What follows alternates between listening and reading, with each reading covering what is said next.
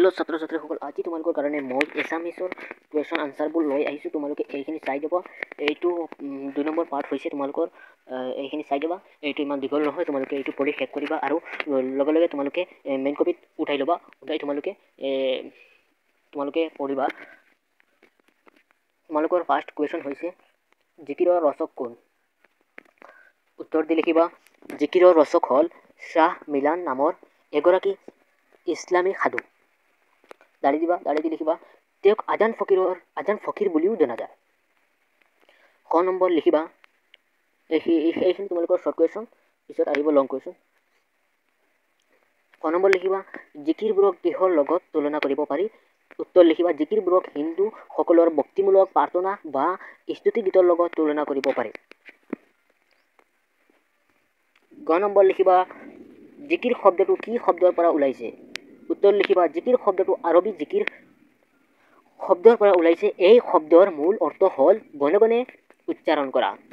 2 নম্বৰখিনি চাই যোৱা। এইখিনি শ্বৰ্ট আছে, তোমালোকে এইখিনি লিখি ল'বা আৰু পঢ়িবা। এতিয়া তোমালোকৰ 3 নম্বৰ কুৱেশ্যন হৈছে মক্কাৰ দুৱাৰত চাহাব জীৱই মাৰে তালি যেনে খালে সৰলৰ লগত দৰিকা টপালি। উল্লেখিত কবিতা ফাঁকিৰ অন্তৰ্নিহিত বাপটি বিশ্লেষণ কৰা। তোমালোকে লিখিবা। উত্তৰ দি লিখিবা। আজান ফকীৰৰ দ্বাৰা ৰচিত উক্ত কবিতা ফাঁকিৰ জৰিয়তে মানৱ জীৱনৰ কথা ক'বলৈ বিচৰা হৈছে।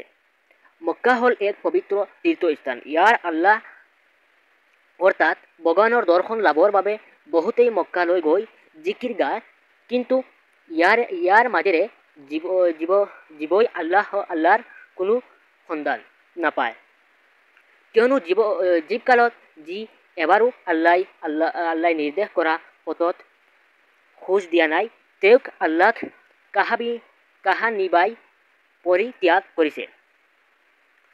মানুহৰ ভুল ধাৰণাৰ বশৱৰ্তী হৈ মানৱ জীৱনত এটাৰ পাছত এটা পাপ কৰি শেষ মক্কালৈ যায়, তাত পৰম মুক্তি লাভৰ বাবে, কিন্তু অসৎ কৰ্মত লিপ্ত হোৱাজনে মুখেৰে আল্লাহৰ নাম ল'লেই কেতিয়াও মুক্তি নাপায়। আচলতে বিশ্বাসী মুছলমানজনৰ অন্তৰে আল্লাহ লুকাই তাক মাত্ৰ স্মৰণ কৰিলেই হয়।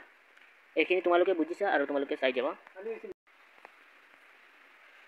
আৰু 4 নম্বৰ আছে ব্যাখ্যা কৰা। ক নম্বৰ পানী মৰে পিয়াহত, অগ্নি মৰে জাৰত, খুদাৰ ওচৰত লুকাই আছে মুমিনৰ আঁৰত। এইখিনি তোমালোকে লিখিবা। এইখিনি বহুত দীঘল হয়, তোমালোকে চাই লিখি ল'বা। প্ৰসংগ সংগতি ব্যাখ্যা এইখিনি তোমালোকে চাই লিখি ল'বা। ভিডিঅ'টো ষ্টপ কৰি লিখিবা, পিছত ভিডিঅ'টো চালু কৰিবা। পিছত আছে মক্কাৰ দ্বাৰত চাহাব পীৰ বেনিৰ গাঁঠ, বেহাব নোৱাৰে তাত মায়াই বেঠে বাট। এইখিনি লিখি ল'বা তোমালোকে। এইখিনি ভিডিঅ'টো ষ্টপ কৰি লিখিবা।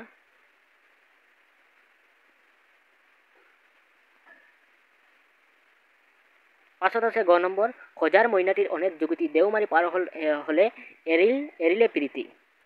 এইখিনি তোমালোকে চাই ল'বা, লিখি ল'বা।